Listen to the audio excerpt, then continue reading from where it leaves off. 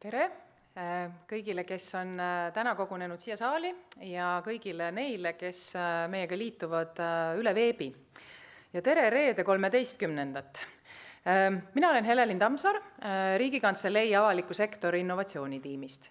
Ja ma usun, et reede 13 on selline päev, mis paljude jaoks teie hulgas seostub ebausuga, et see on päev, kui asjad lähevad viltu ja valesti ja mitte nii nagu planeeritud. Aga meie innotiimis, see meie jaoks on juba mitmes reede 13, kus me kasutame võimalust, et võtta fookusesse kas mõni sündmus võib-olla või mõni protsess ja vaadata sellele tagasi. Mis võib-olla ei läinud kõige paremini, mida oleks võinud teha teisiti ja sellele tagantjärele tarkusele toetudes, mis võiksid olla asjad, mida tulevikus teistmoodi teha. Juulikuus tulid avalikuks ühe uuringu tulemused, mis väga tõenäoliselt suvekuumuses paljudel meil märkamata jäid.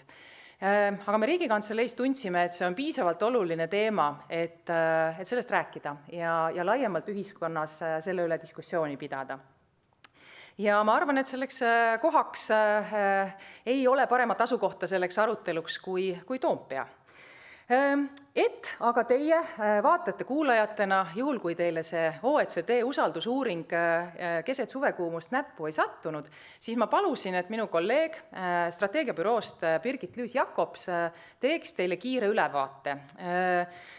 Mis selle uuringu tulemustes kajastati, nii et peale seda saaksime me minna paneelarutelu juurde ja ka teie, kes te siin saalis olete ja kes te veebist üle kuulate, saaksite sellele arutelule siis hiljem sisukamalt kaasa elada. Aga ole hea, Birgit.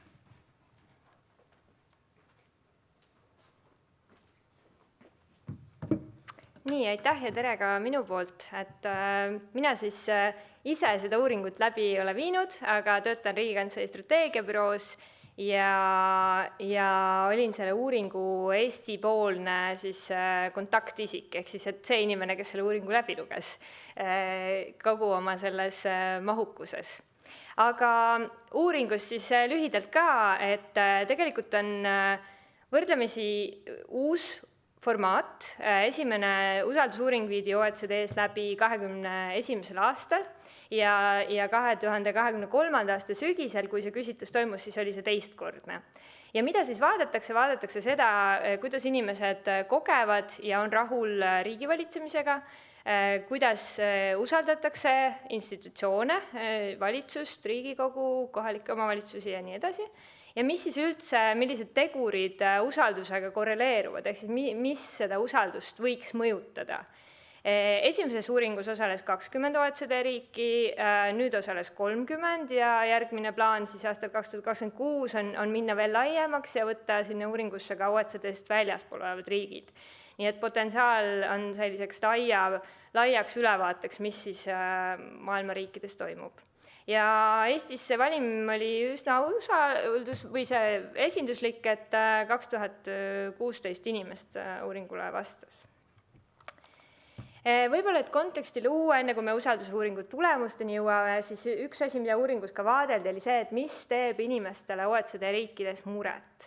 Ja siin on siis võrdluses Eesti tulemused ja OECD siis keskmine. Selgelt oli seal esirinnas tõusvad hinnad, inflatsioon, vaesus, ka vaesus ja sotsiaalne ebavõrdsus. Ja siin on näha, et Eesti see tulp on üsna pikk, et siis 74%-le tegelikult elanikkonnast pidas seda riigi jaoks üheks olulisemaks muret tekitavaks teemaks.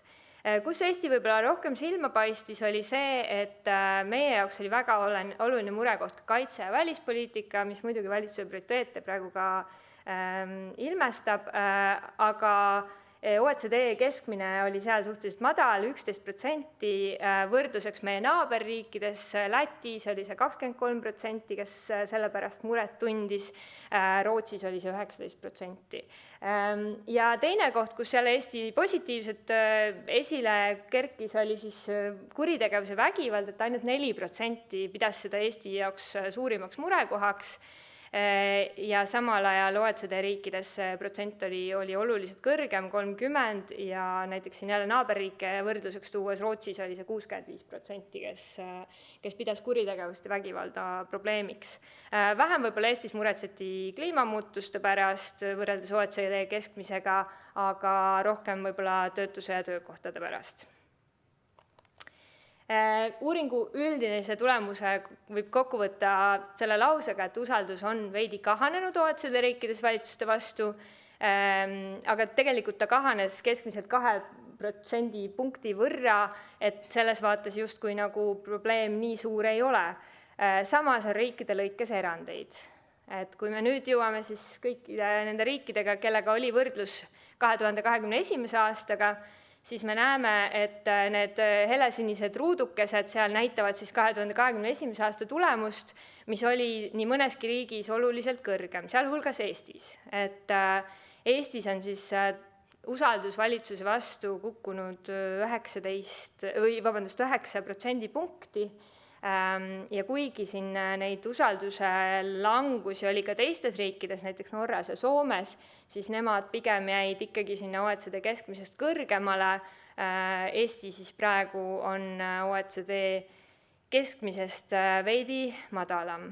Ja ainult tegelikult vähestes riikides oli see usaldus tõusnud, et siin Austraalias, Kanadas, Prantsusmaal, Läti tegelikult nende usaldus oli ka üsna madal eelmisel korral, et ta jah, natuke tõusis, aga see võib-olla ei ole nüüd nii märkimisväärne tõus. Ja need uuringu tulemused peegeldavad ka neid avaliku arvamusuuringuid, mida on Riigikantselei tellinud, et kuigi need protsendid nüüd täpselt samad ei ole, siis tegelikult see trend, et usaldus väheneb, on siis tuntav ja võrreldes 2020. aastaga, kui see oli 60, siis on see selle aasta juunis oli see usaldus 39%. Kui nüüd vaadata teisi institutsioone, siis väga kõrgel kohal on politsei- ja kohtusüsteem, sama ka Eestis, et siin ongi näha, et OECD keskmisest isegi kõrgem usaldus on politsei- ja kohtusüsteemi vastu. Seda näitavad ka meie enda uuringud, et tegelikult politsei usaldusväärsus isegi on Eesti enda uuringutes veelgi kõrgem, on 84%. Ja siit teised institutsioonid, kui siit edasi minna, siis meedia usaldusväärsus on võib-olla natuke langenud, kuid siiski seal OECD keskmise juures, kus me oleme OECD keskmisest juba tagapool, on siis Riigikogu ja erakonnad, ja see usaldus on ka nüüd võrreldes siis eelmise uuringuga langenud, Riigikogul siis 13% punkti ja erakondadel ka üsna märkimisväärselt. Avaliku teenistuse usaldusväärsus pole väga oluliselt langenud, kuid selles mõttes ta on seal OECD keskmise juures.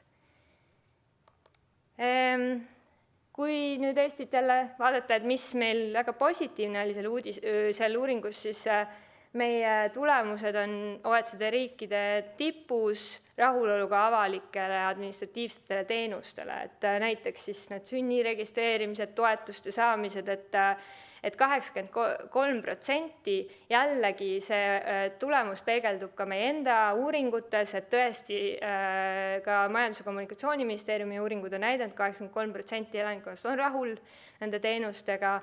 Samuti oli meie rahulolu kõrgem haridus- ja tervishoiuteenustega võrreldes siis OECD riikide keskmisega. Ja siin me oleme tõesti need, kellega, et see, et Luksemburg on meist 1% punkti võrra ees, et see ei ole tegelikult märkimisväärne. Võib-olla millele nagu uuring tõi tähelepanu on see, et siiski 44% usub, et avaliku sektori töötaja võtaks altkäemaksu, et kiirendada avalikku teenust.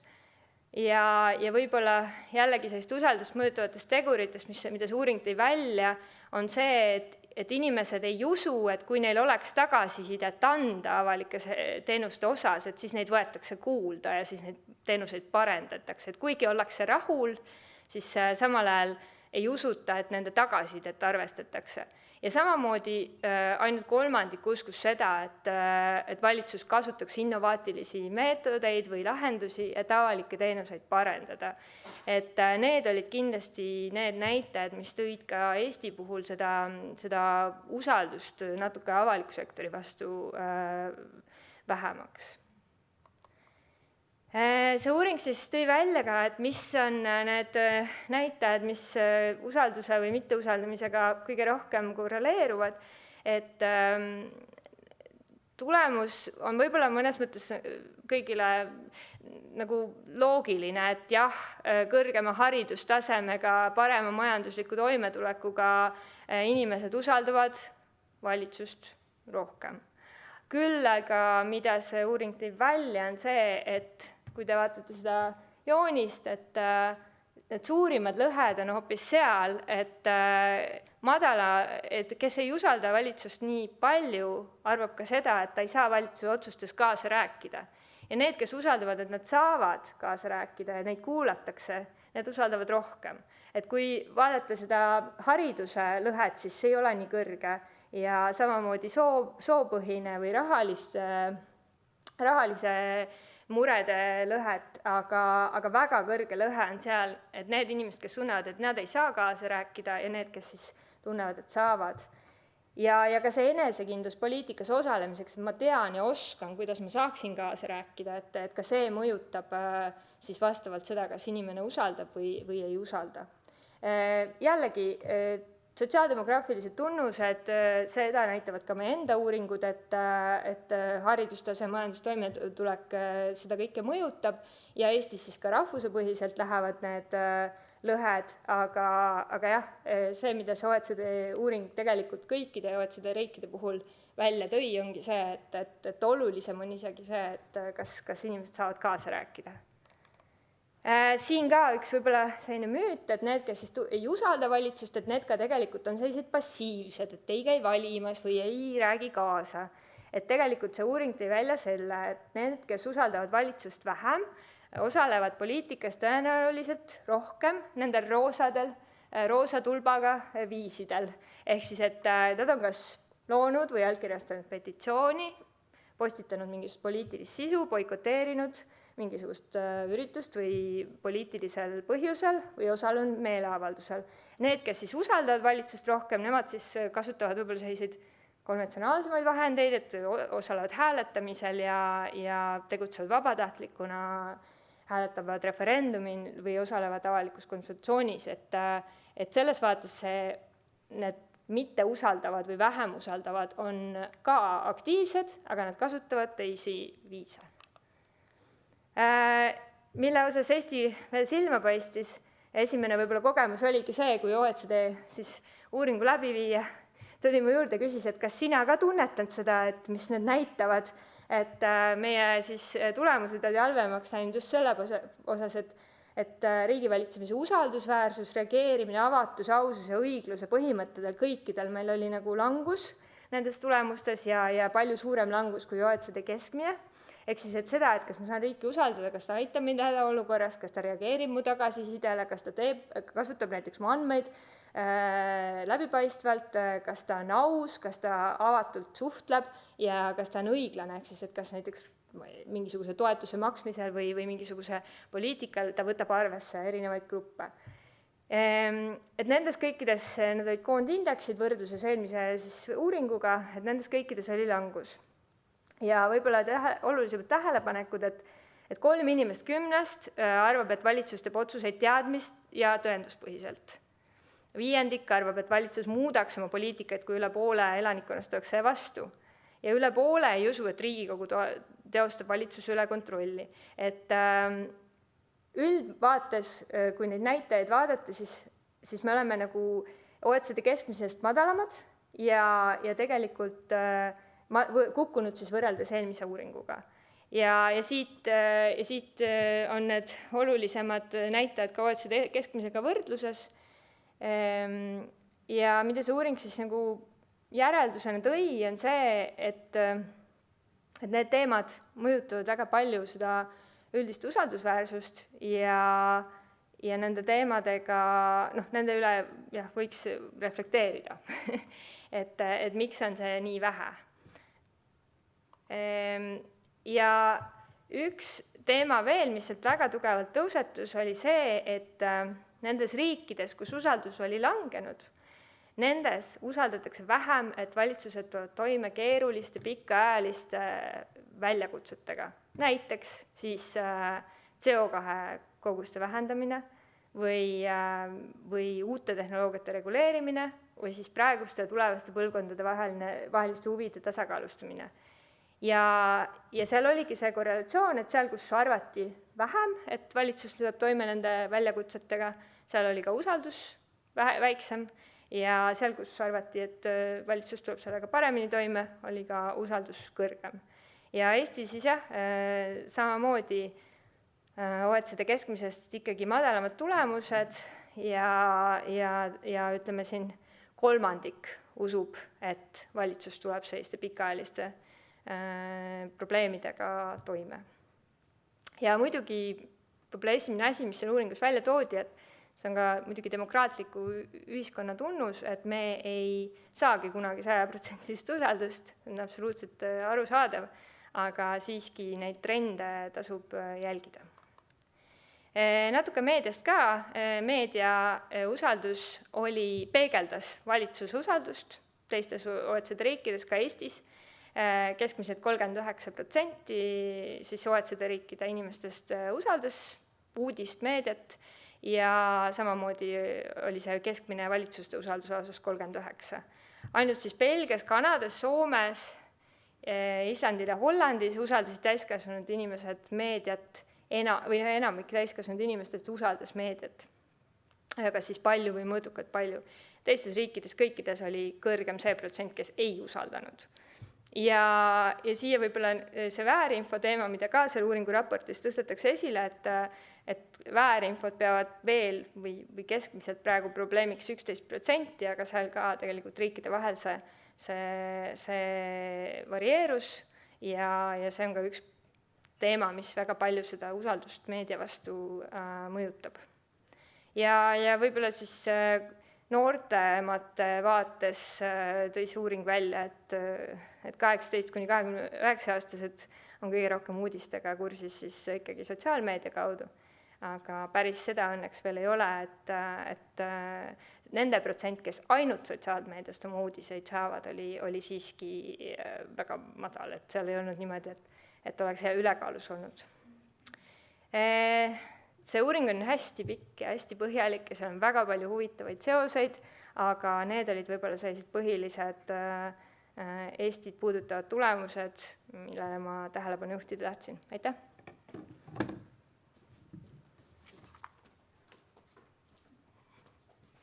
Aitäh, Birgit! Võib-olla kui hiljem meie diskussiooni käigus tekib täpsemaid küsimusi mõnda tulemuste kohta, siis meil on ekspert saalis olemas. Aga paluksin siia ette lavale meie tänased panelistid, riigisekretär Taimar Peterkop, terviseminister Riina Sikkut ning Grete Lehepuu Delfist ja Eesti Ekspressist. Teile kõigile on mikrofonid siin. Saate need sisse lülitada.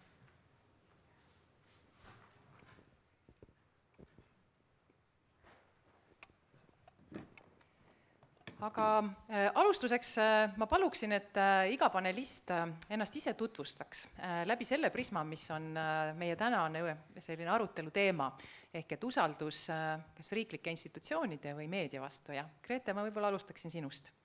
Tervist!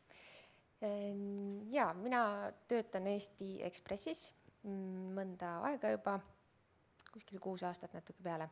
Enne seda olen töötanud sutsukesega ERR-is ja olengi selles mõttes läbi ja lõhki ajakirjanik, et ka täitsa ajakirjandusharidusega Tartus õppinud ja sellepärast neid teemasid tegelikult ka niisama võib-olla jälginud või ütleme, et mul läheb väga korda ja mul jäävad ka silma meediauuringud ja ka avalikkusuuringud.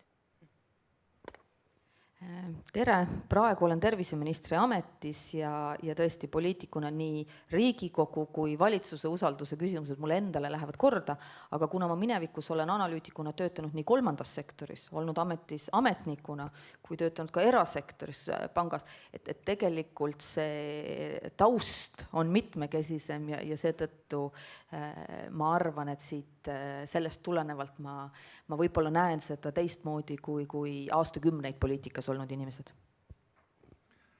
Minu taust on, kuidas ma olen üle kasvanud, ma tulen julgeolekumaailmast ja ka seda usalduse teemat ma näen läbi julgeolekuprisma. Et ka meie julgeolekupoliitika alused ütlevad, et meie julgeolek põhineb sidusal ühiskonnal, sealt see kõik algab. Ja ma näen lihtsalt seda, et maailm on muutunud keeruliseks viimased, võib öelda 5 aastat, me olemegi ainult kriisides elanud ja ega see paremaks ei lähe, et tõenäoliselt läheb hullemaks. Ja et kuidas me ühiskonnana hakkama saame nende keeruliste oludega, me peame olema ühtsed ja tugevad, et üldse hakkama saada ja seetõttu see minu jaoks selline akuutne julgeoleku teema ka. Aitäh kõigile, kes on vahepeal liitunud veebiülekandega, siis juhin tähelepanu, et me vahepeal ekraanil kuvame ka slaidi, kus on Slido kood ja QR kood, nii et kui teil on küsimusi, kommentaare, siis olge head, me siin saalis hoiame sellel silma peal ja oleme selle tänase ürituse lõpuks ka varunud piisava aja siin saali aruteluks. Aga minnes siis tänase arutelu juurde, Taimar, lähen siit poolt liikvele, et sa oled nüüd olnud riigisekretär päris mitme valitsuse ajal. Kas sa ka isiklikult tunnetad seda, mida siin peegeldavad nii see OECD raport kui ka Riigikantselei enda arvamusuuringud?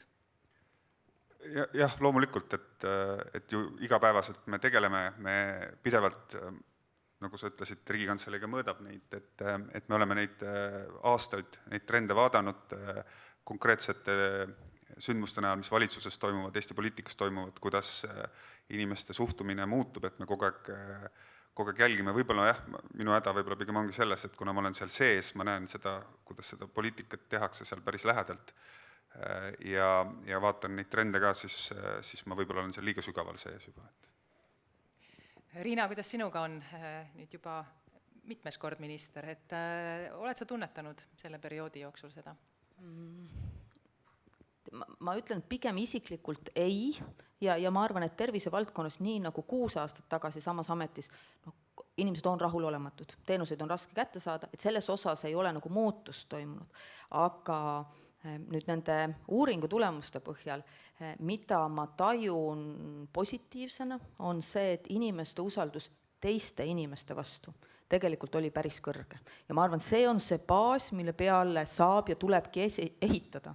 Sest paratamatult, kui sa küsid kodaniku käest, et kui palju sa usaldad valitsust või Riigikogu, nad mõtlevad nende inimeste peale, kes praegu seda rolli täidavad. See on loomulik ja seega ka tänast arutelu silmas pidades ühelt poolt ega Riigikogu ja valitsuse usalduse küsimust ei saa mingis tuumkohas lahendada keegi teine peale nende enda.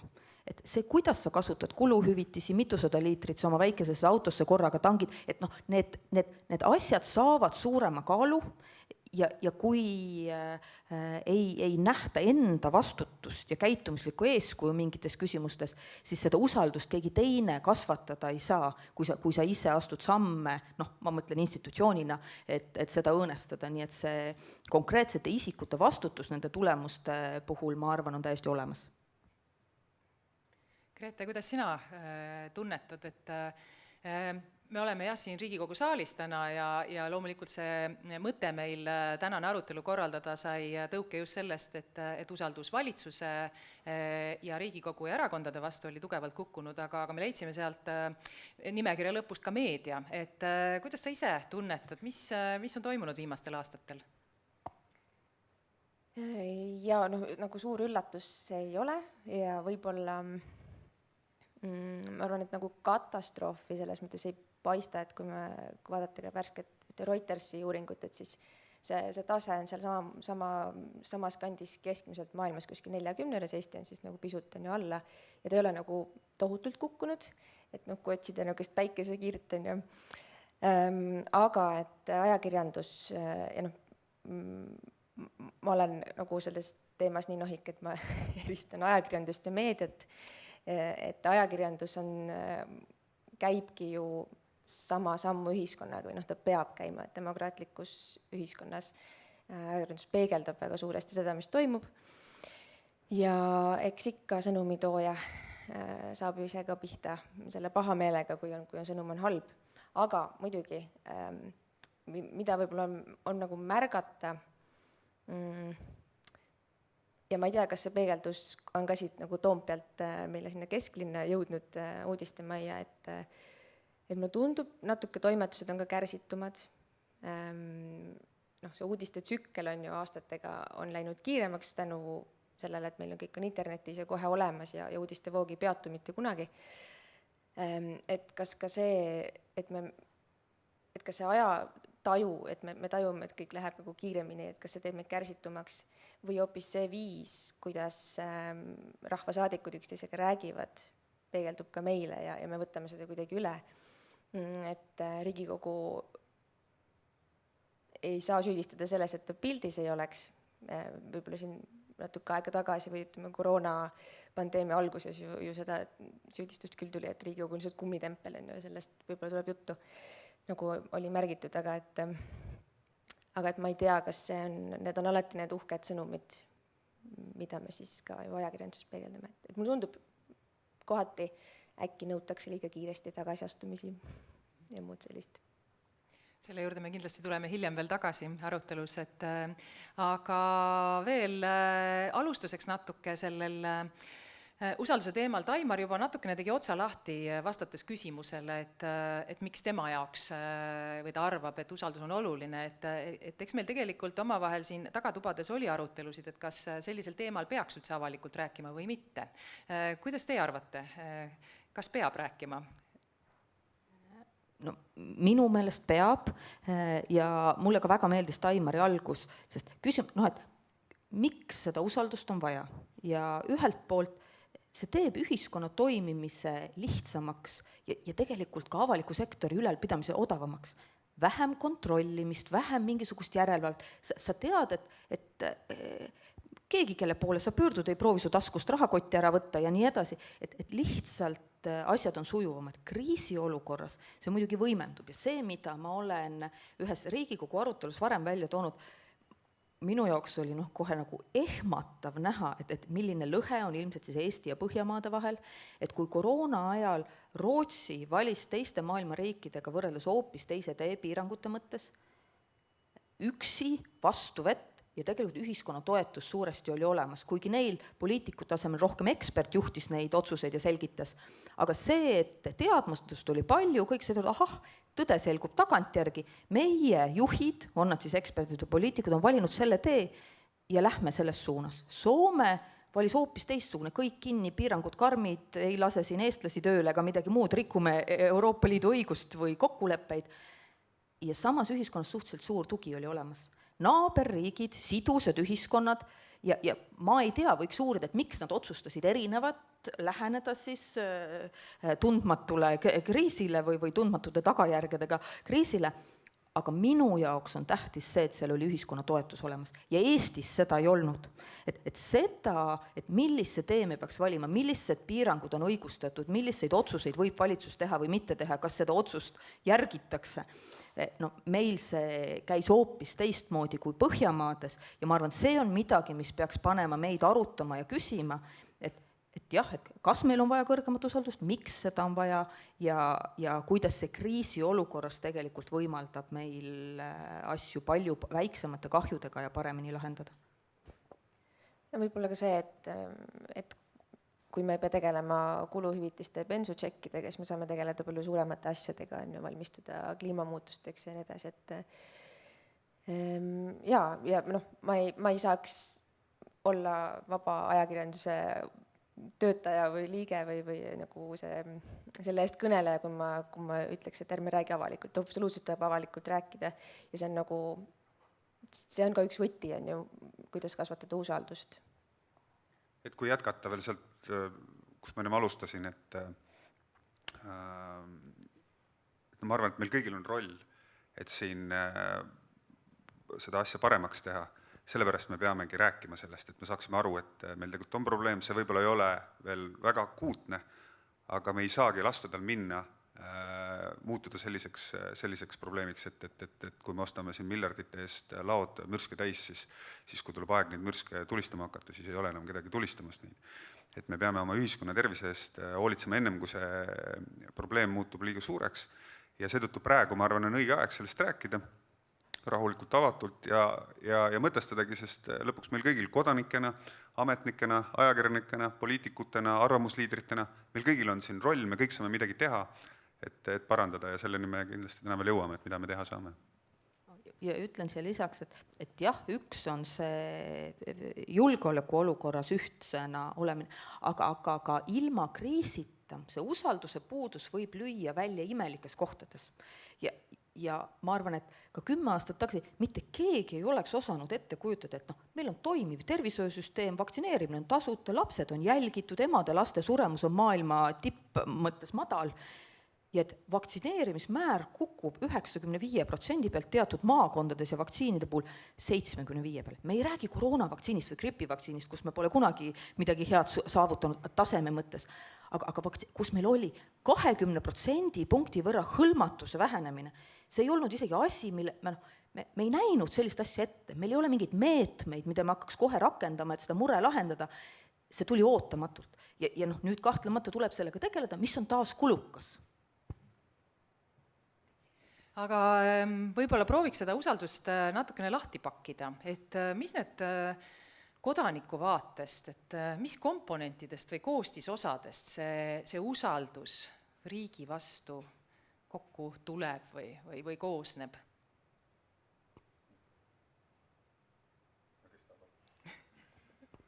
No ma võin alustada, et ma arvan, et ei olegi võimalik usaldada valitsejaid ja riiki või on politsei või midagi, kui ühiskonnas üldse inimeste vahelist usaldust ei ole. Nii et see selline mingi baasasi peab olema all, mille peale saab ehitada. Ja siis sõltub konkreetse institutsiooni toimimisest, ka sellest, kuidas nad meedias välja paistavad ja seda, et oma kuvandiga peab Riigikogu ise tegelema, et see ei ole ühe inimese maine või valikute küsimus, aga see, et meil ongi kollegiaalne see vastutus. Ei ole võimalik ühtegi reeglit teha selliseks, et keegi seda ei riku. See pigem on kultuuri küsimus. Ja meil need sammud on käinud nagu kuidagi vastassuunas, et siis selline poliitilise kultuuri parandamine, mulle endale tundub, et see peamine mure meil on liiga tugev erakondlik lojaalsus poliitikas ja see on süvenenud aastati, aga et mis see tee siit välja on või ma ei oska öelda, aga nii, et tuleb tegeleda oma kuvandiga, aga meedia suunas. Ma olen olnud poliitikas natuke üle 6 aasta ja kui siis esimestel kuudel küsiti, et Riina, kuidas on see poliitik, see kuvand, see oli ju niisugune jama, see on nii rumal samm. Kõige suurem muutus oli see, et ma rääkisin täpselt sama juttu tervishoiu kohta. Tollal siis mõttekoja Praxis tervisepoliitika analüütikuna, kuidas tervishoidu korraldada ja siis mind aktsepteeriti. See oli, Riina, räägi, see on huvitav ja käisin Arne Rannamäe saates, vabariigi kodanikud, käisin paksumaksust rääkimas ja nii edasi. Ja kuidagi see, mida ma ütlesin, seda võeti tõsiselt või kuidagi see kõlas usaldusväärselt, sest rääkis tervisepoliitika analüütik. Ja siis 2. mail 2018, mul ei ole vaated muutunud, mul ei ole sõnavara muutunud, ma räägin täpselt sama juttu ja see suhtumine oli äärmiselt kriitiline. Et enam see sama jutt ei kõla usutavalt, sest ma nüüd olen poliitikas. Ja nüüd et kuidas see niimoodi on juhtunud, et valitsejate suhtes tuleb kriitiline olla, meedia peab olema kriitiline, see on osa sellisest kontrollist, järelevalvest, demokraatliku protsessi osa ja ma tõesti tajusin seda väga tugevalt ja ma ei pea seda valeks. Aga nüüd küsimus on, et kas on midagi võimalik teha teistmoodi, sest selle 6 aasta jooksul ma olen üks kord näinud pealkirja, mille puhul ma mõtlesin, et jah, täpselt seda ma ütlesingi. Enamasti noh, ka sel nädalal keegi tuleb rääkima minuga mingist teemast, ma ütlen, millest sa räägid? Ei no, aga sa ju arvad nii. Mis asja, ei arva? Aga pealkirjas oli. No jah, et ju ma siis väljendasin ennast kehvasti. Kuigi see, et pealkirjal on mingi teine roll, et see on osa, ma ei tea, reklaamist ja müügitööst ja ta peabki konflikti võimendama ja huvi tekitama. Et midagi on muutunud ka meedia poole peal, aga lugeja tajub seda võib-olla kui otseselt minu sõnumit temale, mida see enamasti ei ole. Ja noh, ma näen, et mina ei saa ise seda muuta, et mina räägin ikkagi seda, mida mina arvan ja kasutan neid sõnu, mida mina arvan, aga inimene saab selle info pealkirja vahendusel ja seal on mingisugune filter või mingisugune muutus toimub selle vahel, mida mina välja ütlen ja mida siis inimene saab pealkirjas kätte. Hästi palju teemasid, millele vastata, aga mul tuli meelde üks intervjuusid, kusjuures ka ma olin üsna värskelt Ekspressi tulnud ja käisin terviseministrit intervjueerimas. Ja ma tulin sealt ära tegelikult tundega, et ma usun seda inimest, kes me räägib ja siin on võib-olla ka soovitus selline, et see siirus, et kui inimene räägib, mida ta teab, siis ta ei peagi seda kuidagi mingit poosi võtma, ja ta sellesse siiralt usub.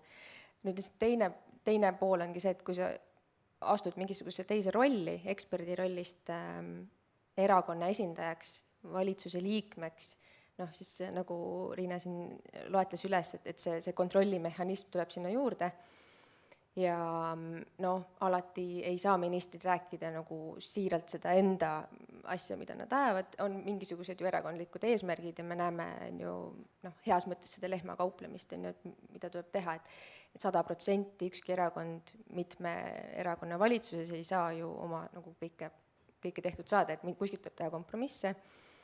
Ja siis ajakirjandus peab küsima, et kas see, mis otsustati, on mõistlik ja midagi pole teha, minister peab ju vastama. Et sealt see kindlasti tuleb ja jah, selles mõttes on see paratamatu, et ministrit me ikkagi vaatame teise pilguga kui analüütikut, aga see on nii hea lugu tegelikult, et see on nagu sama inimene on seal. Mis pealkirjadesse puudub, siis mulle tundub, ma ei tea, või kuidas lugejatel tundub, mulle endale tundub, et me hakkame nagu mingisugust spiraalis mingisuguse teise poolde jõudma äkki juba, et pealkirjad hakkavad äkki lühemaks muutuma, hakkavad äkki vähem sensatsioonilised olema, aga millega võistleb ajakirjandus? Teie tähelepanu eest, teie tähelepanu läheb Facebooki, tööd teete ka, aga ma ei tea, kas või unetundideni välja, Netflix, mis iganes, et see ei ole ainult, et Ekspress võistleb Aktuaalse kaameraga, aga me võistleme väga paljude asjadega, mis tähelepanu võtab ja eks me siis püüame siin leiutada, aga ma nagu tegelikult võib olla nõudlik ajakirjanike vastu, et ma ei tea, kui palju siin on kuulajate seas neid, kes ise on nagu uudiste subjektid pidevalt, aga et võtke ühendust, helistage ja räägime selgeks ja nagu suur enamus meist on väga mõistlikud ja vastutulelikud, et kui jah, ma näen, kuidas üllatunud kulmud kerkisid siin Toompea lakke, aga ma arvan, et kui asi puudutab minu artiklit, ma teiste eest ei saa nagu kätte anda, aga et siis ma olen alati tulnud vastu ja arutlenud ja rääkinud. Mina natuke abstraktsemalt mõtlesin sellele küsimusele, et lõpuks milles see usaldus koosneb, on väga palju ootuste manageerimine. Et inimesed on erinevad, et on sellised liberaalsed, nagu me siit uuringust ka nägime, jõukamad inimesed, kes saavad ise hakkama, nende ootused kindlasti riigile, valitsusele, Riigikogule on väiksemad, peamiselt see, et ärge segage mind, andke mulle tegevusvabadus. Ja siis on teistsugused inimesed, kes ootavad jällegi, et riik kõik, mitte kõik, aga väga palju nendest vajadusel ära teeks mingid otsuseid, annaks abi ja ka ettevõtetega on samamoodi, me nägime siin nendes kriisides, et kohati tundus see nagu ärimudeliks muutuvat, et ainult ongi, riik peab kogu aeg kütma raha peale. Et need ootused on natuke riigile erinevad ja et seetõttu sellele ongi natuke võib-olla keeruline ühtmoodi vastata Ja siis ma siit hüppaksin hoopis sinna siiruse teemale, et ma arvan, et meil eelmine peaminister oli üks siiramaid poliitikuid üldse Eestis ja vaadake, mis tast sai. Jaa, ma olen täiesti nõus sellega. Ma olen ka nõus ja mul on kahju, et sai, mis sai. Et noh, selles mõttes, et minu meelest me ei peaks kodanikena nagu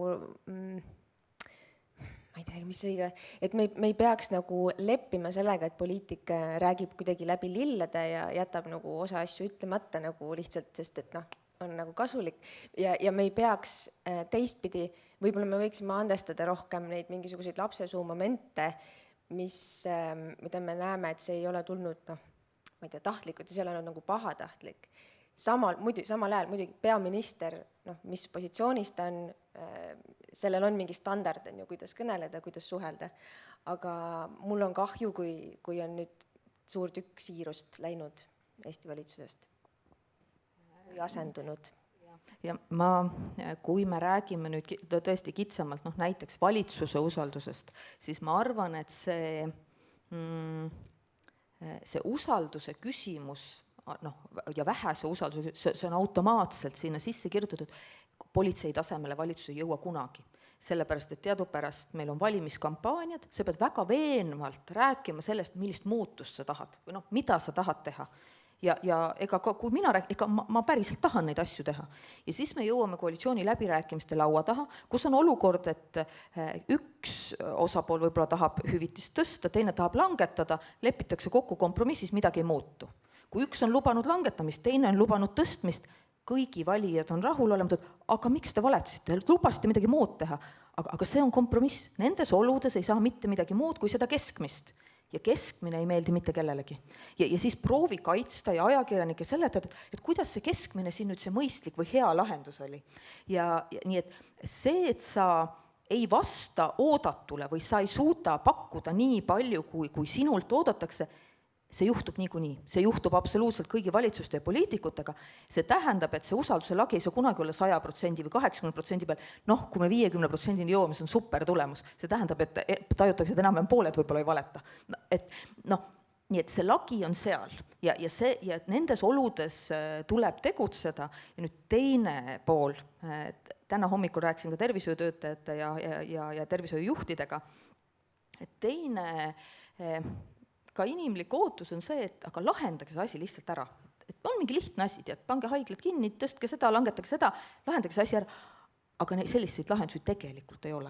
On väga vähe kohti, kus meil praegu veel 21. sajandil on võimalik leida lihtne lahendus.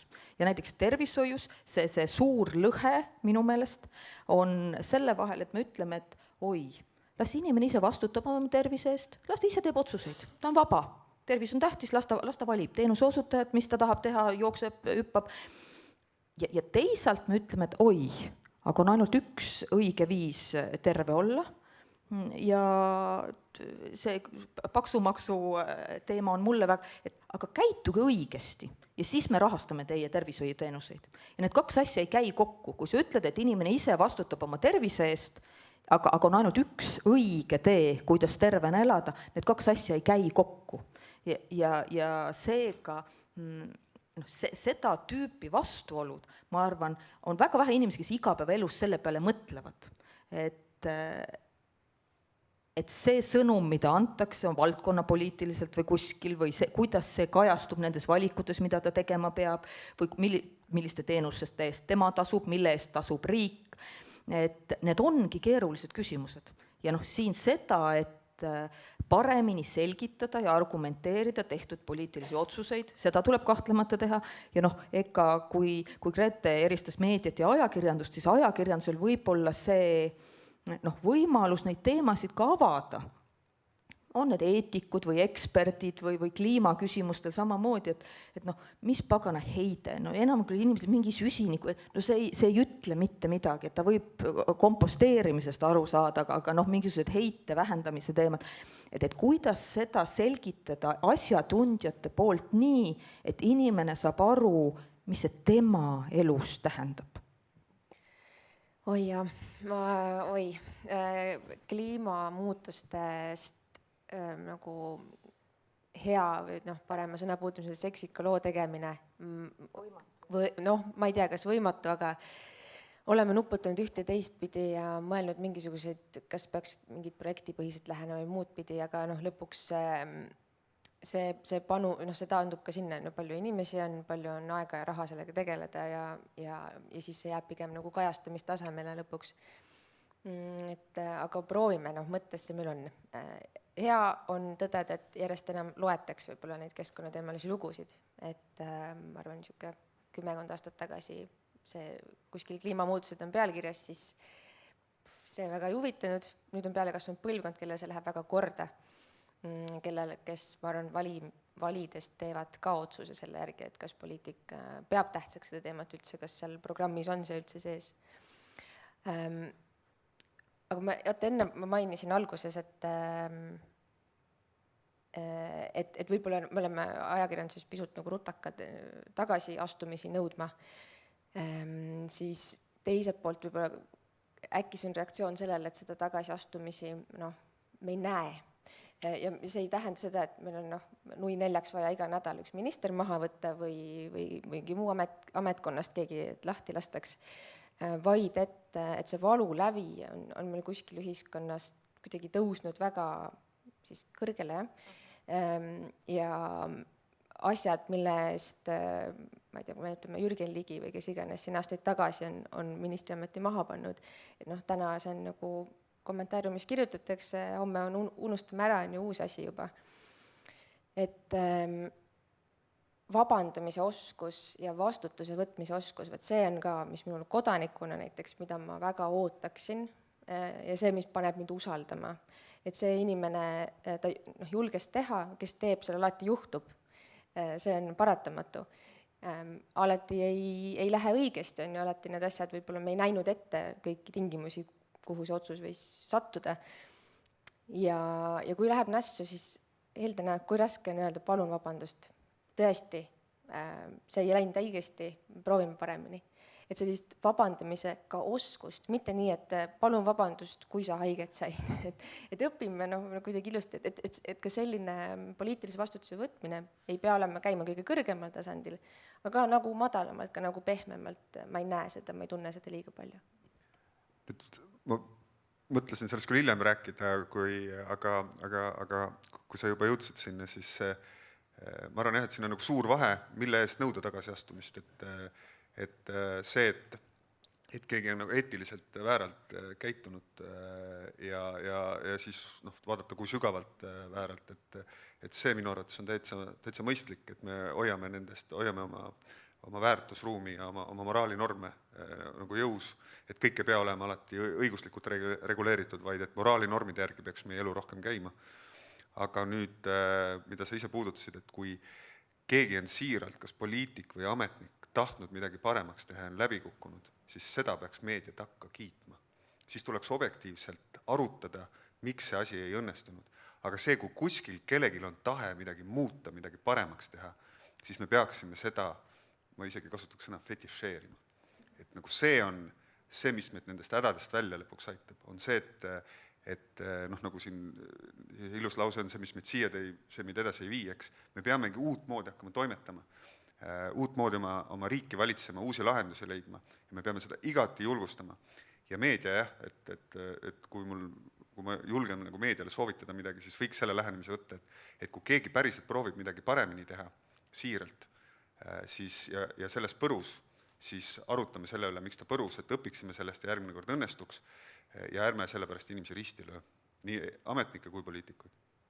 Ma nüüd korraks võtaksin natuke surve Grete pealt maha ja viiks võib-olla selle jututeema ka valitsuse ja Riigikantselei poole peale, et kui teie vaatate valitsuse tegevust, Riigikogu tegevust, kas on selliseid asju, mille vastu regulaarselt eksitakse, kas on mingid asjad ka kui sa ise vaatad, et sa oled päris pikalt või te mõlemad olete olnud pikalt, et nagu muutud tuimaks, enam ei reageeri ja võib-olla alguses tundus nagu kummaline, aga oled mingite asjadega ära harjunud, ehk et mis võivad olla sellised nagu asjad, mis on nagu täna täitsa sellised regulaarsed eksimused?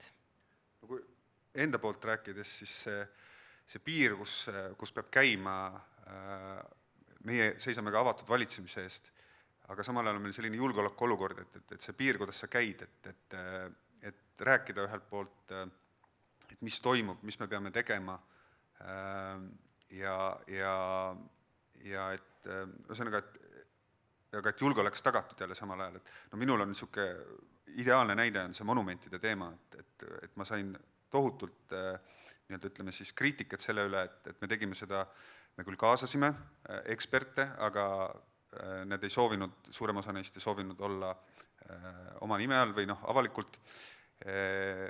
Me tegime kaasavat seda protsessi, et need punamonumendid ära koristada. Ja väga suur kriitika oli ja me tõimegi põhjuseks, et need inimesed muutuvad Vene ründe sihtmärkideks ja hiljem mina ja Kaja saimegi autasu Venemaalt selle eest. Et kus see oli nagu õigustatud see lähenemine, mis me võtsime. Aga see on nagu, tegelikult igapäevaselt on meil on mingisuguseid olukordi, kus me peame leidma, et palju me räägime ja palju me ei saa rääkida. Et meil on nii edulugusid kui halbu näiteid sealt tuua palju, ma arvan. Ja teiseks, mis ma arvan, mis meil see kriiside ajast on kaasa tulnud, ma olen sellest korduvalt varem rääkinud, ma räägin sellest endiselt edasi, on see otsuse tegemise kiirus, mis kriisides on vajalik, on meie igapäevaelu üle kandunud, ka tavaolukordi me tahame lahendada nüüd kiirkorras, kas või eestikeelsele haridusele üleminek, väga õige asi, aga seda tehti põhimõtteliselt kriisireguleerimistempos. Ja ka muid asju siis me üritame teha niimoodi, et me oleme tõhusad, teeme kiiresti, aga sellega kaasneb see, et me ei kaasa enam. Me ei aruta läbi, me ei räägi, me lihtsalt panemegi lahendid lauale ja surume need läbi. Et see on üha rohkem meile tulnud, see tuli ka siit uuringust välja, et see on üks inimeste murekohtadest, et nad ei saa kaasa rääkida poliitika kujundamisel, et see on nagu üks valdkond, kus ma näen, kus meil tegelikult on ka lahendusi, kuidas seda parandada, et me ei pea tagasi pöörduma sinna, et ka iga asja kohta on vaja teha väljatöötamiskavatsus, iga eelnõu kohta on väljatöötamiskavatsus vaja teha, vaid tegelikult meil on andmeid, meil on tehnoloogia, mis võimaldab neid andmeid kasutada, meil on targad inimesed, kes oskavad neid andmeid visualiseerida, esitleda, et me peame seda oma otsuste tegemise protsessi kaasajastama, võttes juba riiuli tooted ja me saame selle kaasava otsustamise ka kiiremini teha. Et see on üks asi, mis ma arvan tuleks ka poliitiliseks prioriteediks teha, et kaasajastada see meie otsuse tegemise protsess. Riina, kuidas sina tunned, kas selline avatud valitsemine vastandub tõhusale riigijuhtimisele? Ei, ma arvan, et ei vastandu, ma arvan, et avatust tuleb hoida ja arusaadavalt, nii nagu Taimar keeltis, seal on mingisugused piirid, eriti praeguses julgeolekuolukorras, aga kui sa küsisid ka seda, et mis on see, millega sa oled ära harjunud või mis on siis mind näiteks absoluutselt ei huvita, mida kirjutatakse, või lihtsalt pealkirjad on, selles mõttes sellega ei jõua, see las ta läheb. Aga see, mida Taimar ütles, see vigade tegemise asi, et proovid küll selgitada, et miks mingit mineviku otsust ka ümber vaadatakse. Ma ei mõtle mingit tuulelipupoliitikat, aga seda, et ka 10 aastat tagasi tehtud otsus, olud on muutunud ja tulebki ümber vaadata, kellegi jaoks läheb asi paremaks, kellegi jaoks läheb halvemaks. See, et lubada eksimist, see, et katsetada, ma olen ka nõus, et see peaks olema avalikus sektoris palju levinum, ta peaks olema ka nagu aktsepteeritud. Proovime, et mujal on rakendatud, meil ei tööta, lõpetame ära. Aga seda nagu ka riskimise soovi või julgust on väga vähe avalikus sektoris ja lihtsalt minevikus kogu taunitakse. Raiskamist, vigade tegemist, see on midagi sellist, mida sa tahaks endast kaugel hoida ja mitte kunagi tunnistada, kuigi parema tulemuse annaks just vastupidine. Ma ei kasutaks sõna fetišeerima, aga esile tõsta võib küll. Ja nüüd veel üks asi, millega võib ära harjuda ja mis on negatiivne, keel, eesti keel, see, et sa saad need memorandumid, valitsuse materjalid, need on kantseliitlikud, ametlikus keeles, erialast terminoloogiat kasutades ja sa harjud sellega ära, sest sa saad aru. Esimese hooga tundub, näed, issand, kui kummalised lühendid kaitsevaldkonnas. Aga nüüd juba saad aru, olgu, las ta olla.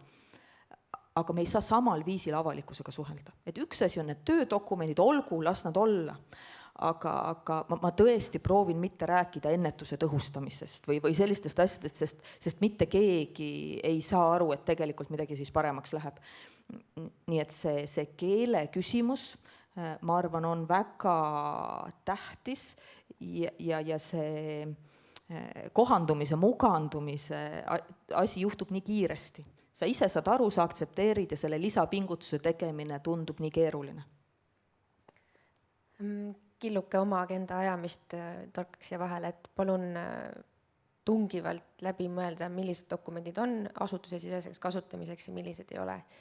Ja see on küll asi, mis ajab ajakirjanikud päris kiiresti närvi.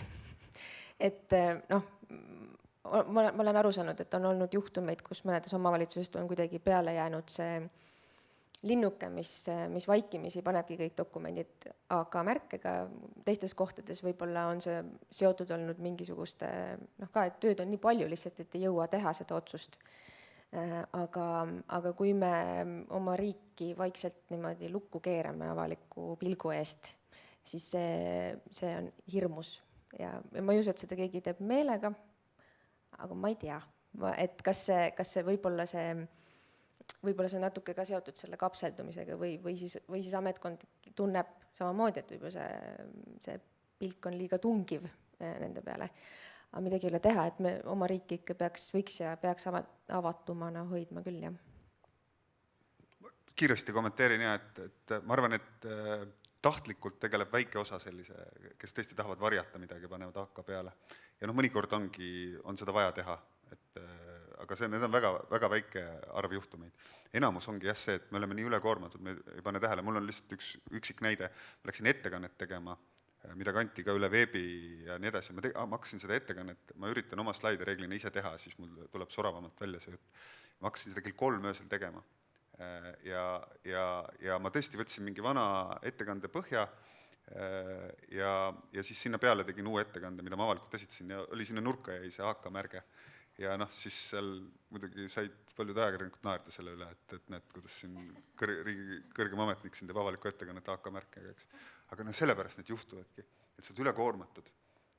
Sa ei jõua sellele tähelepanu pöörata. See on see peamine põhjus, miks neid AK märkeid liiga palju pannakse. Et seda pahatahtlikkust, ma arvan, on siin nagu vähe.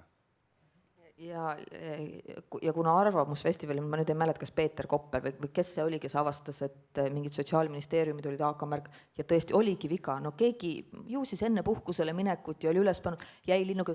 Tegelikult see oli täiesti avalikuks mõeldud. Palun lugege, arvake nende määruste kohta ja tõesti juhtub selliseid vigu, jah. Mulle tundub, et need on lihtsalt väikesätted, mida enam keegi täna ei märka, aga see on aina rohkem tulnud teemaks. Ja, aga miks on väike säte see, et on AK? Miks ta teistpidi ei ole? Aga miks ta on? Et kas seestpoolt? Jällegi, see on keerulisem see asi, et mingid dokumendihaldussüsteemid kuskil ongi mingi tehniline seadistus niimoodi, et ma ka täpselt ei tea, aga tavaliselt on sul võtad mingid asja põhja, teed sinna peale uue asja, et see nagu ikka inimlik eksimus on see reeglina, see ei ole seda, et sul on automatiseeritud on väike säte, et seda ma arvan on mingid ka jällegi suhteliselt nagu vähe, aga ma tean ka, et on selliseid asju ka. Kui suur roll võib olla sellisel poliitmaastikul toimuva opositsiooni ja valitsuse vahelisel suhetel, et kas see võib oma rolli mängida, ma mõtlen näiteks niisama nende materjalide varjamise osas, kui ka nüüd, kui laiemalt minna selle usalduse teema peale? Enne kui Riina meile nüüd räägib, ma ütlen lihtsalt, meie oma uuringud näitavad seda, et mis oli 20 suvel, aastal 2020 suvel järsk kukkumine valitsuse usalduses. Et see oli siis, kui koroona esimene laine oli üle läinud ja siis tulid selle EKREIKE valitsuse need sisemine pingpong käis, siis oli mingi 10% pügalat vist oli nagu järsku kukkus.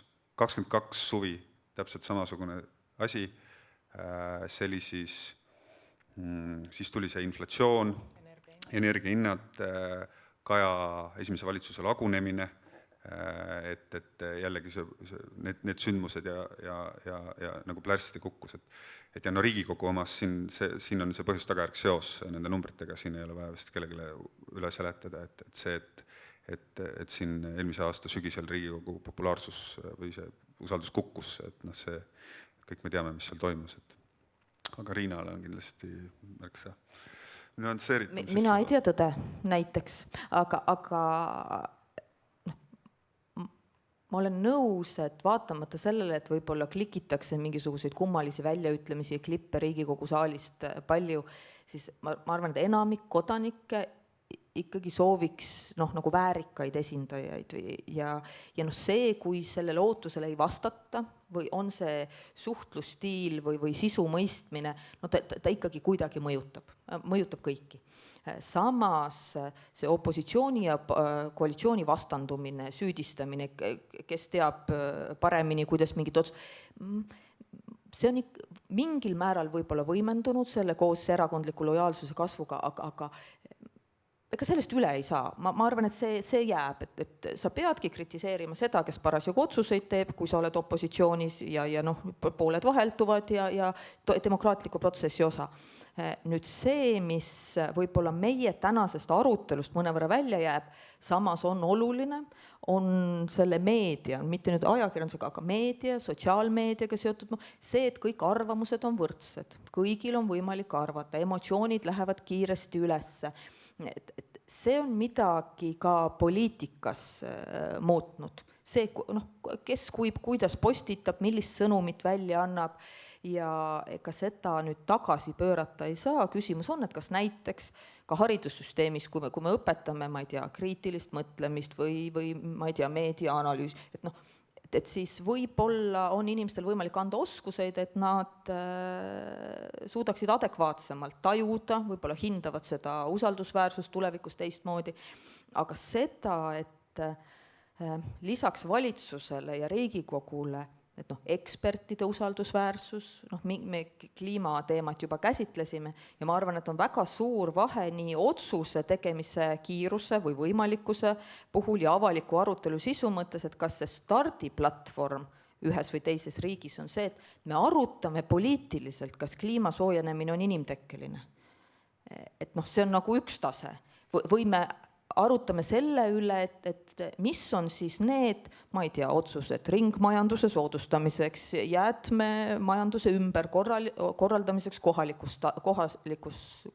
tasandil või mis tüüpi tööstust me tulevikus tahame, mis oleks taastuvenergiale ehitatud.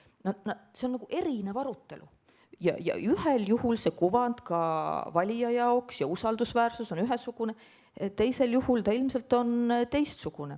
Ja seal me ise teame, kus seisus me oleme, et meil tõepoolest ka nii Riigikogust kui vahel valitsusest tulebki seda mitte tõenduspõhist sõnumit, kellele meeldivad vandenõuteooriad, kes kahtleb eksperdi või teadlase seisukohas.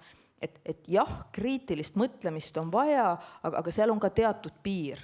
Ja nii kaua, kui arvamused on võrdsed, igaüks on ekspert, siis sellel maastikul saada mingisugust eelist väärika tõenduspõhise või teadmispõhise sõnumiga, ongi keeruline. Mis me just näeme, on see trend liigub vastassuunas, globaalselt on üha süvenev polariseerumine ja polariseerumine ju iseenesest õõnestabki usaldust, et siis ongi see, et vastaspool on ebausaldusväärne, et ta valetab, et see ei ole õige, mis ta räägib. Et nii ei saagi mingit diskussiooni pidada enam. Ja siis sellele lisaks siis, sul on igal pool riikidest on need protsessid toimuvad nagu poliitilise protsessi osana, siis on meil ka veel, Kirstordiks on siis meil ka vastane, meie vaenlane on Venemaa, kes seda kõike võimendab, aga mujal nagu Lääs versus Hiina, Põhja-Korea, Iraan, et on niisugune vastasseis tekkimaseks, et nemad igal pool, teistele neid ohutegijaid rohkem, meil on nagu peamiselt Venemaa, et nemad ju ainult võimendavad seda. Ja meie ka, kes me Riigikantseleis selle välisriikidest tuleneva infomanipulatsioonidega selle vastu võitlemist koordineerime, siis ega see teinekord lähebki nagu segaseks, kui sa vaatad seda Eesti poliitilist protsessi ja siis mida Venemaa teeb, et kus siis hakkavad need Venemaa mõjutusoperatsioonid ja kus siis on Eesti poliitiline protsess, et see nagu teinekord nad kattuvad, et see, aga noh, see üha süveneb see, et venelased kütavad veel takka sellele, mis meil juba siin juba toimub.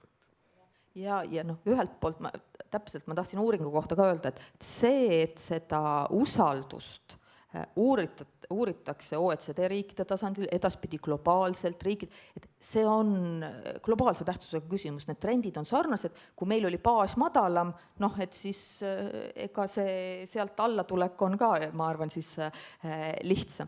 Ja tõesti ka noh, juba enne igasugust Covidit ja asja, minust ajakirjandus ka, et kust tuleb see vaktsineerimisvastane sõnum, noh, oli ka Venemaa huvi seda tüüpi ebakindlust tekitada, ekspertide usaldusväärsust õõnestada, nad ei teadnud ju, mis eesmärgil, aga noh, ebakindlus on kasulik neile. Noh, et noh, ja sellega tegeleda riigisiseselt on keeruline, küsimus ongi selles teadlikkuses ja sellest, kas mingis olukorras on võimalik näiteks Riigikogus vältida, ma ei tea, mingisuguses vaenuliku riigi sobivasse sõnumi ahelasse sattumist või midagi sellist, et samamoodi pigem nagu teadlikkuse küsimus või sellise eetika küsimus, et ei ole asi seaduses või analüüsis, mis tuleb esitada, et väga palju on sellist pehmet, mida peaks reguleerima need inimesed, kes ka poliitikas on siis ise.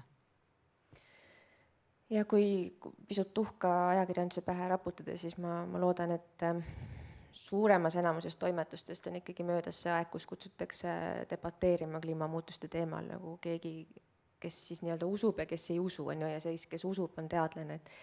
Et need on koledad lood ja ma loodan, et see aeg on läbi, et vähemalt ühes majas võin seda öelda. See usaldusväärsus ja poliitikas tegelikult oli ka seda kaasamisest oli juttu ja tegelikult see jõuab välja ka sama vaktsineerimise või mis iganes teemani. Ja tuli ju siit raportistki välja, et need inimesed, kes ei tunne ennast nagu ühiskonna osana, et nemad usaldavad ju ka vähem, mis iganes põhjustel siis. Ja kui see ajakirjandust ka usaldab või siis meediat laiemalt usaldab, rohkem usaldavad need, kellel läheb paremini elus, kes on kõrgemalt haritud, laiema silmaringiga võib-olla. Aga samal ajal sageli on ju, need on ka inimesed, kes ei pea tegelema väga baasmuredega, et kuidas palgapäevast palgapäevani ära elada või lastele riided selga osta ja nii edasi, et see on ka arusaadav, et kui elus on raske, siis tuleb tegeleda on ju esimeste asjadega, elus püsimisega. Aga mida ajakirjandus saab paremini teha ja mida tegelikult meediaväljaanded üle maailma otsivad, on mingisugune uus lähenemine. Et sama, Ameerikas me nägime 2016 ja seda nüüd järellainetused väga tugevalt, kuidas näiteks New York Timesil tellimuste arv tohutult kasvas ja seda kutsuti Trump bumpiks, et see kõik need lollused, mida Trump rääkis, need olid nii uskumatud, inimesed tahtsid sellega olla kursis, aga tahtsid olla ka maailmavaateliselt nagu New York Timesi või siis ütleme siis demokraatide poolt, et see tekkis see maailmavaateline polariseerumine ja väljaanded ka ennast mängisid liiga nurka ja liiga niši. Ja mis on nüüd juhtunud, et New York Times on raske, et see Trump bump on kadunud praeguseks suhteliselt. Ja otsitakse siis viise, kuidas kõneleda inimestega, et need tavalised uudisväärtused, need võib-olla ajavadki meid liiga ärevusse. Et tavaliselt, ega uudiste kajastamine, poliitika kajastamine, sündmuste kajastamine ei kao kuskile, aga nüüd ütleme, see mõttesuuna muutus on see, et me peame mõtlema, mis vajadust või mis vajadust me inimese või lugeja jaoks nagu rahuldame, et kas me pakume talle meelelahutust, kas me pakume talle nõu, kas me pakume talle abi, kas me aitame tal maailma mõtestada või lihtsalt mingisugust toredat lugu elust või sellest, kuidas kellelgi teisel läheb. Et ühesõnaga see ajakirjandus on ka päris suurel teelahkmel. Üks tuleb digipöördest kindlasti ja teine siis eks see raha ole see, mis nagu nügibki leidma kõige kõige tugevamalt neid uusi suundasid. Aga ma arvan, need on head suunad, ega ma ei tea, mis 15 aasta pärast võib-olla me otsime jälle uusi vaatenurki, aga et need saaksid kaasata, et ajakirjandus ei tunduks inimestele ainult on ju selline kannaga uks lahti ja kaamera näkku asi, vaid et ikkagi koht, mis tõesti aitab meil kõigil nagu olla koos ja võib-olla ka nagu vaimustada oma riigist uuesti ja teistest inimestest. Ma võib-olla tuleksin selle teema juurde, mis siin on ka läbi jooksnud, mis oli selle uuringu nagu üks olulisemaid taipamisi, et inimesed ei tunne, et neil oleks häält. Ja ma võtaksin võib-olla jälle sealt Grete otsast kinni, et kas mõnes mõttes ei ole täna meedia see põhiline, kes annab hääle neile, kelle hääl ei kostu, et need telesaated, mis lähevad kohtadesse, kus poliitik ei käi, on väga populaarsed, et kui me selle minu hääl ei kõla mure korraks ette võtaksime, et mis me sellega teha saame? Ja peab käima. See on tõsi, et ajakirjanikud on natukene võib-olla niisuguse nagu eliidi osas nähakse neid või tegelikult me oleme nagu ei kellegi maal, mul on niisugune tunne, mul tuleb alati meelde, kui ma ütlesin, ma lähen ajakirjandust õppima, siis mu tädi ütles, et sinuga ei saa mitte millestki enam nüüd rääkida. Sa paned ju kõik kirja, ma ütlesin, jaa tädi, sinu jutud esimesel. Aga et kui ma tutvustan ennast ajakirjanikuna, siis alati inimesed tõmbavad pluusisirba natuke. Et see kuvand, selle kuvandiga peab natuke vaeva nägema ja käima rohkem väljas, eks siin jällegi ja väljas ma mõtlen siis Tallinnast väljas või isegi ka toimetusest väljas, et eks siin on mõneti, ma arvan, on rahapuudus see, miks enam ei ole võimalik sõita, ma ei tea, vanemad kolleegid on rääkinud, kuidas Euroopa Liidu 2004 siis kevadel, kas oli vist Madis Jürgenen, võttis autojuhi, võttis fotograafi ja need sõitsid, ma ei tea, kui mitmeks kas isegi paariks nädalaks lihtsalt mööda Baltikumi ja kuni Poolani välja ringi ja kajastasid asju, see ei oleks mõeldav enam täna. Et ma ei tea, kui palju lugusid ma peaks sealt sellelt reisilt nagu tegema, et see ära tasuks ennast. Et natukene on need majanduslikud olud rasked, mistõttu me jõuame vähem, aga jah, ajakirjanik liiga, see, et me siin käime Riigikogus ringi, see ei peaks tähendama, et me ennast siia unustame. Ma arvan, siin kasvuruumi on. Aga minu meelest, ma ei tea, Õhtuleht, maakonnalehed teevad seda asja ikkagi hästi, ERR-il korrespondendid, et ärge võtke seda raha ära. et meil on maakonna korrespondente vaja. Et see hoiab meid ka, jälle näide USA-st, kus on tekkinud uudiskõrbed, sest et kohalikud väljaanded ei suuda ennast ära majandada. Ja siis keegi ei kajastagi nende asju seal. Et jah, see kindlasti on nagu teema, aga natuke mõeldakse sellele juba või uuesti. Kuidas siin kõrgel Toompeal saaks aidata kaasa sellele, et inimeste hääl kostuks paremini, et nad tunneks, et neid kuulatakse, et nad saavad kaasa rääkida, et nende arvamus läheb korda? Mis me Riigikantseleis teeme, me ka oleme seda teemat teadvustanud, oleme ise ka, et tuleme siit mäe otsast alla, käime mööda Eestit ringi, mina mu kolleegid koolides, raamatukogudes erinevaid üritusi teinud. Aga jaa, meie usk selliste edumeelsete, innovatiivsete Eesti ametnikena on ikkagi tehnoloogiasse. Ja et vaadata neid lahendusi, mida tehnoloogia pakub, et Riigikantseleil on olemas, on selline projekt näiteks, on koosloome kiirendi, kus me anname ametiasutustele, ministeeriumitele põhimõtteliselt raha, et nad, ja ma jällegi ütlen, seda kärpida ei saa, see on Euroopa Liidu raha, aga et nad mõtleksid välja siis kaasamist, et kuidas nemad mingi konkreetse teema lahendamiseks kõige paremini saavad kaasata neid gruppe, kes seonduvad sellega, et me, ja seal on ka konkursid ja niisama ei jaga seda raha, vaid ikkagi tuleb näidata, et sul on nagu päriselt mingi plaan olemas, et sul on probleem, mida sa lahendad ja siis on sul plaan, kuidas sa kaasad. Ja siis me koos Justiitsministeeriumiga pusime siin Sellest muidugi võiks teha teise ettekande, kuidas riik ei peaks IT-d arendama.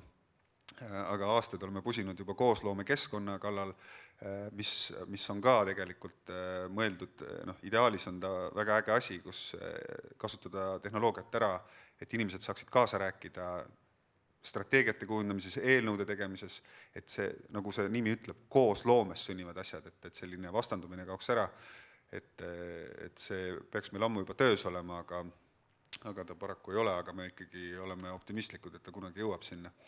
Et selliste konkreetsete asjadega me tegeleme, et saada üha rohkem inimesi kaasa. Me nõustame see kogemus, mis me saime Eesti 2035 tegemiselt, kus 17 000 inimest tegelikult panustas selle Eesti pika plaani tegemisse, et kuidas võimalikult hästi kaasata ja ka kodanikuühiskonda meid tunnustanud siin eelnevatel aastatel nende erinevate initsiatiivide eest.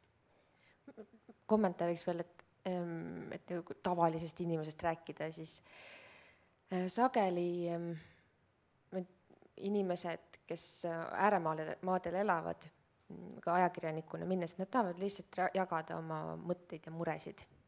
Et ei olegi isegi võib-olla ootus, et saaks sinna automaksu väljatöötamiskavatsusse midagi lisada omalt poolt, aga ma arvan, et ja see on ka võib-olla see, mis teeb selle asja poliitikutele võib-olla tüütuks, et sa lähed sinna mingisuguse fookusega, aga inimesed räägivad sulle hoopis teisest asjast, mis neil on südamel lihtsalt juba kuhjunud.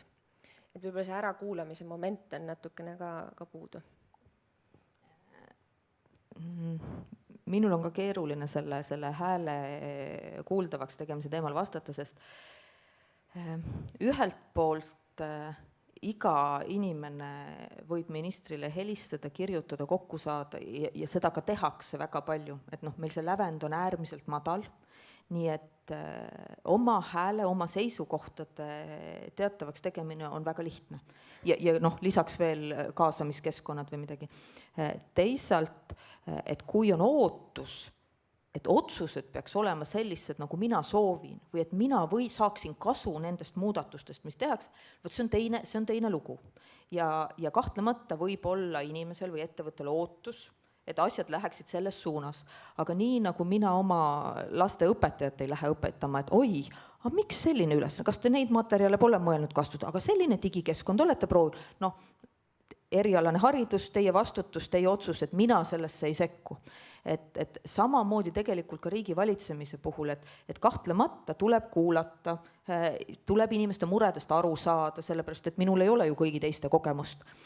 Aga mingil määral see ootus, et minu soovid täidetakse, see ei saa realiseeruda.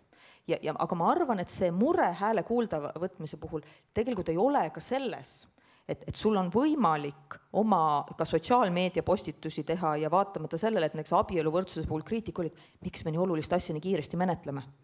Siis see oli küll üks küsimus, mille puhul enamik inimesi oli kirjalikus, suulises vormis, teleeetris, veebis, sotsiaalmeedias oma arvamust avaldanud või allkirjastanud ühe või teise eesmärgiga petitsiooni. Et seal ei olnud seda küsimust, et sa ei ole saanud oma arvamust avaldada. Nüüd, teine pool ja mis ma arvan, et küsitlustes võib tõlgenduda selleks, et minu häält ei ole kuulda, ongi pigem see kogukonna tasand ja see igapäevaelu ja see, kui palju sul on päris vestlusi, kus sa saad inimestega arutleda, kus sa saad oma muret jagada. See võib olla omavalitsuse palgatud terapeut või psühholoog, see võib olla su kolleeg, aga see, et sa tunned, et sa ei ole üksi, sa saad oma pahameelt väljendada, sa saad teha ettepanekuid asja parandamiseks, isegi kui see on külaseltsi töö korraldamine. Ja ma arvan, et meil on ka seal neid puudujääke, et kui palju on seda päris suhtlust päris maailmas ja kui lai ring on kogukonna tasandil neid, kes asju otsustavad, muudavad, paika panevad ja kui see on seal kitsas, aga siis inimene tunnebki, et tema häält ei võeta kuulda. Ei võeta peres, ei võeta kogukonnas ja ega need valitsejad ju kindlasti ei kuule mind. Et tal ei ole seda kogemust, et tema arvamus võiks midagi muuta või võiks kuskil. Aga samamoodi ka tunnustamine. Me tunnustame maakondlikke terviseedendajaid või nii. Et see, et sa oled midagi hästi teinud, sa paistad silma Jah, et see võib olla ka sinu arvamus, mis on midagi muutnud, aga ma arvan, kõik see on selle osa, et inimene tunneks, et nii-öelda tema häält võetakse kuulda, kui see tegelikult ei pea olema ainult hääl. Ja nüüd see viimase lõimumisuuringu tulemus, kas see oli 11% inimestest või kes tunnevadki, et nad ei ole nagu ühiskonna osad, nendest ei sõltu mitte midagi. Ja see osakaal on kasvanud ja mina ise, see võib-olla tõlgendub selleks, et häält ei võeta kuulda, mitte ainult siis Riigikogu valitsuse tasandil, vaid mitte kuskil ühiskonnas. Võtan vahele ühe küsimusega, mis on tulnud veebist. Ja see on selline, et kas neid inimesi, kes ametnikke või poliitikuid või teises rollis olevaid inimesi, kes õõnestavad usaldust, kas me peaksime neid vastutusele võtma? Vastutust on mitut, et on õiguslik, on kriminaalne vastutus ja siis on selline moraalne vastutus, et ma arvan, et need õiguslikud raamid, ma arvan, on meil seal enam-vähem paigas, et seal ja siis õiguskaitseasutused menetlevad, kui keegi seal üle piiri läheb. Aga seda moraalset vastutust, ma arvan, et sellega me võiksime seda nagu rohkem käsitleda küll, et ühelt poolt jah, et kui on venelane peab meie vastu hübriidsõda ja viib läbi inforündeoperatsioone, et siis me käsitlemegi seda kui hübriidsõjana ja see on väga paha. Aga kui samasugune tegevus, täpselt sama eesmärgiga õõnestada usaldust ja mõjutada meie poliitilist protsessi, täpselt sama eesmärgiga, täpselt samade meetoditega tehakse nagu Eestis, et siis see on okei, sest see on lihtsalt poliitika. Ma arvan, et see ei peaks nii olema, et me peaksime sellest rohkem rääkima ja vähemalt niimoodi avalikkuse silmis või moraalselt need inimesed vastutusele võtma. Häbi peaks vahel rohkem olema. See häbitunne käib käsikäes sellega, et kas inimene peab oluliseks vabandust paluda, kui ta on eksinud, aga ega ta ei palu, kui ta ei tunne, et ta on nagu eksinud või kui tal vähemaltki tekib häbi. Ja mingisugust moraali või sellist põhist reguleerimist ma arvan, et me ei peaks. Et see on kuidagi, see peaks olema isereguleeriv ja see peaks ideaalis on ju töötamegi, selleks ongi neljas võim ja ajakirjandus on ju, kes toovad välja mingisuguseid asju, mida me ei saa võtta nagu rangelt karistusseadustiku järgi, aga mis on kas mingile osale ühiskonnast või kogu ühiskonnale üldiselt niimoodi tajutavalt mitte sobiv on ju, või moraali vastu või ebaeetiline. Ja ma ei tahaks, et Eesti muutuks kuidagi väga niisuguseks käskvaks ja käskivaks ja poovaks ja laskvaks. Ja ometi üks meie vaatajatest on väga mures ja küsib, kuidas lahti saada poliitikute liiga suurest enesekindlusest? Ma julgesin nalja praegu tegema hakata. Ma ka pigem, ma ei ole üldse veendunud, et kas poliitikud on nii enesekindlad, ma arvan, et see, kuidas nad ennast välja kuvavad enesekindlad, see võib-olla on hoopis märk sisemisest ebakindlusest. Jah, ja enesekindlus on pigem omane meestele, ma ütlen, nii et rohkem naisi poliitikasse lähevadki asjad paremaks. Jah. Ei, täitsa jah, selles mõttes nagu ma olen selle kommentaariga nõus, et kui ma olen otsinud eksperte või ärinaisi näiteks, oli meil üks rubriik, kus ma sihilikult tahtsin, et mehed ja naised võrdselt saaksid sõna ja need olid toredad lood inimeste esimestest töökohtadest. Siis ühel hetkel nagu tuli hakata ikkagi otsima, et kes seal veel pole rääkinud naistest, et keda veel. Ja siis hakkame kaaluma, et kas see, kui ma selle nime panen kuskil kaanele, et kas see ka tõmbab lugema, on ju. Aga see ma saan aru, see on see lollakas paradoks, on ju, et enne kui ma teda ei näita, siis keegi teda ei teagi, aga keegi ei tea, sest pole näidatud.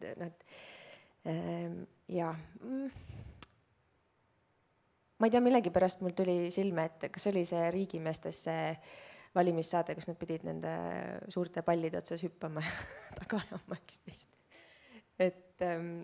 Aga see vist ka ei oleks võti, kui poliitikud peaksid olema nagu kuidagi nagu inimlikemas olukordades.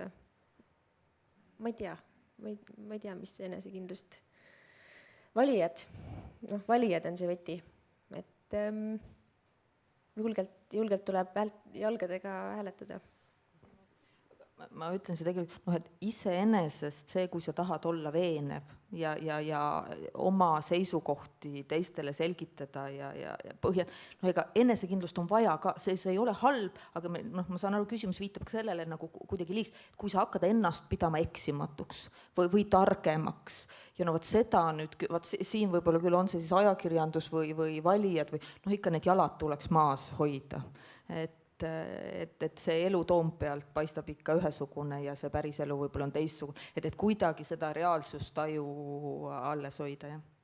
Või siis, või ma ei tea, kas see kogenud poliitikutele on nõu või võib-olla alustavatele poliitikutele, et mõelda, et aga kuidas minu ema või isa või vanaema või kes iganes on nagu lähedane inimene, kes mind on kasvatanud, et kui ma talle seda asja ütleksin, et mis ta must arvaks. Tasub nagu vahepeal teha sellist peeglisse vaatamist. Ja enne kui sotsiaalmeedias postitada, lugege see asi kõva häälega välja ja kui hakkab imelik, siis ei paksa seda send nuppu vajutada.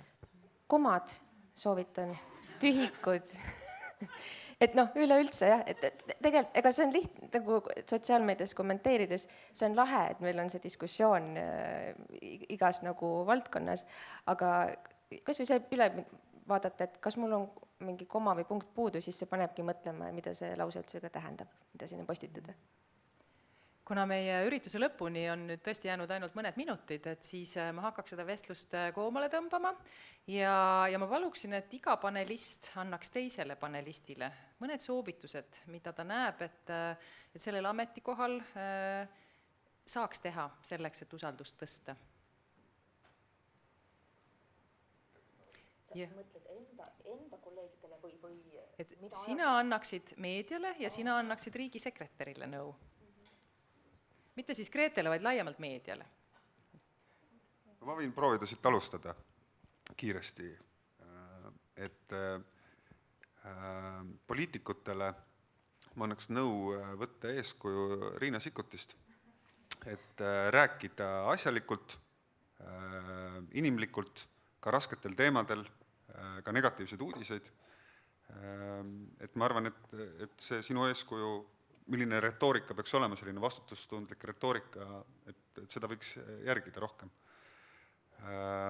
Ja lisaks veel siis, et selle tõhususega arvestada, et tegelikult see kaasamine ka pikemas plaanis on ka tõhus riigivalitsemine, et see tõstab usaldust, ja pärast sa ei pea klaarima nende tagajärgedega, kui sa ei ole kaasanud, nagu me mõne akuutse teema puhul ka praegu näeme, eks.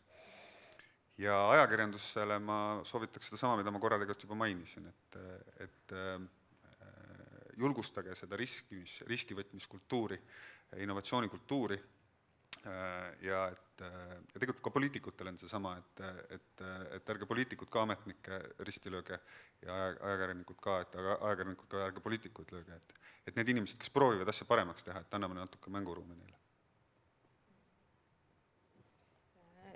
Aitäh, Taimar, aga sellepärast ma poliitikas olengi, et see on see, millest mina puudust tundsin, et mina tahan seda tüüpi riigijuhte, kes tegelikult seletavad ja ma ei pruugi nõus olla. Samamoodi Kajaga, kes oli äärmiselt siiras, ma ei pruugi temaga nõus olla, aga ma aktsepteerin. Selles mõttes, et nii tulebki poliitikat teha, ükskõik, kas see paistab siis lõpuks hästi või halvasti välja, et siin, aga ajakirjanduse poole pealt ma mõtlen, et midagi, mis me täna siin oleme juba arutanud, need keerulised ühiskonna ees seisvad, ma ei tea, murekohad ja sidususe ehitamine, nii et lood, mis neid erinevaid tahkusid avavad, aga siis ilma mingi vandenõulistele asjadele eetrit andmata. Ja mitmed teemad minu meelest on sellised, mida tegelikult võiks arutada ilma poliitikuteta avalikkuses ja ega seisukohti, erakondlikke positsioone, programmilisi punkte võib ka küsida. Aga näiteks minu valdkonnas nüüd see patsiendi elu lõpu tahteavaldus. hakata mingisugust elupühaduse teemalist lahingut poliitiliselt lööma, jooni tõmbama ühele teisele poole, et seda tuleks arutada arstide, eetikute, eakate inimestega, kes ise mingisuguseid valikuid soovivad, et see arutelu peaks toimuma avalikus ruumis, aga mitte seda konflikti ja eristumist ehitama, nagu mitte ehitades sellist konflikti või eristumist või mingit poliitilise poole valimist, et ma arvan, et mingid roheteemad, et on terve rida asju, kus me sellist ekspertide head debatti peaksime palju rohkem eetrisse tooma. Ametnike poole pealt, nüüd Taimari poole vaadates, minule näiteks meeldib, et riigisekretär on jurist ja teatud kontrolli funktsiooni täidab täitevvõimu üle ja teeb kindlaks, et need otsused, mida valitsus teeb, et need on ikkagi seaduspärased. Nüüd, aga laiemalt see praegu ju kogu aeg on toimunud see mingi järjepidevuse hoidmine, et ükskõik kuidas, et mis vahetuvad koalitsioonid, arvamused, ministrid, teemad, mis parasjagu on aga igas valdkonnas sellise nagu õige suuna hoidmine.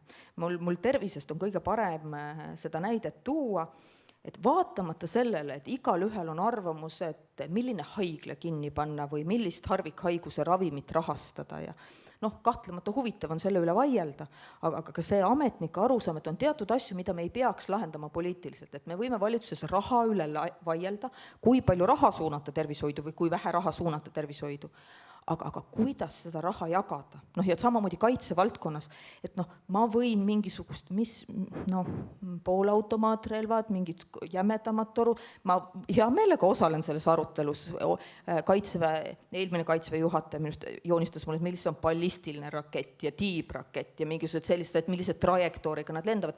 Eneseareng on igas vanuses vajalik, aga see poliitiline vaidlus peaks peamiselt olema selle üle, et kas praeguses olukorras meie prioriteet on kaitsevaldkond, kõigi teiste valdkondade asemel me suuname kogu täiendava tulu sinna ja seda arutelu oleme pidanud, aga see, kuhu see raha täpselt läheb, see on see, mida seda sisu, seda peaks väga selgelt kaitsma ja hoidma ametnikud, et muidu selline, me palju oleme rääkinud tõhususest, et see teemalt teemale hüppamine 155 millimeetri pealt kuhugi mujal, see on kulukas, see ei ole mõistlik ja samamoodi tervishoius ei saa tulla poliitikutelt selline aegadeülene siin järjepidevus, see tugev sisu ja tõenduspõhine raha jagamine on midagi sellist, mis nagu selgelt see ülesannete jaotus peaks olema. Ma ei tea, kas Taimar on nõus minuga, aga mina näen, et poliitikud tahavad kogu aeg rohkem otsustada, aga et see selgitustöö, et miks me peame hoidma seda, et see tööjaotus on selline, nagu ta meil on kujunenud teatud valdkondades, et miks see on vajalik ja õige? Ma vist kordan ennast juba ja käib kõigi kohta, aga et kui midagi juhtub, räägime ausalt ära. Nii ausalt, kui saab rääkida. Et selline see püüd, kõige hullem, mis saab teha, on valetada. See tuleb alati välja. Ei pruugi tulla kogu vale välja, aga kui tuleb natukenegi, juba on halb. Halb siis meie riigi usaldusväärsusele on. Ja siis teine asi, mis on ka, et kuidagi nagu hakata vett sogama ja susserdama, lootma, et äkki läheb mööda. Äkki tuleb midagi muud peale või unustatakse ära. Et selline lugupidav suhtumine või selline nagu koos ühise asja ajamine, aga see käib mu enda pihta ka, on ju. Et see peab olema nagu selline hea suhtlus, arvestades siis üksteise professionaalseid suundi, et minu asi on kriitiliselt küsida, aga et ärge võtke isiklikult, aga vastupidi siis ka võib-olla püüame siis äkki ajakirjanikena ka mitte nagu iga juukse kõrval õhke ajada, aga jälle ma ei saa kõigi eest rääkida siin. Ja ma ei tea, inimlik suhtlus tegelikult on päris hea võti. Me oleme juba mõned minutid üle ülekande aja läinud, seetõttu ma tänan kõiki paneliste osalemast täna, olemast ausad, siirad, enesekriitilised ja mõnes mõttes osalemas sellises natukene nagu koosloomelises protsessis, mida te siin täna tegite, mõeldes välja asju, mida saaks teha teisiti ja ma loodan, et nendel on ülekanne ka meie ühiskonda. Aitäh kõigile!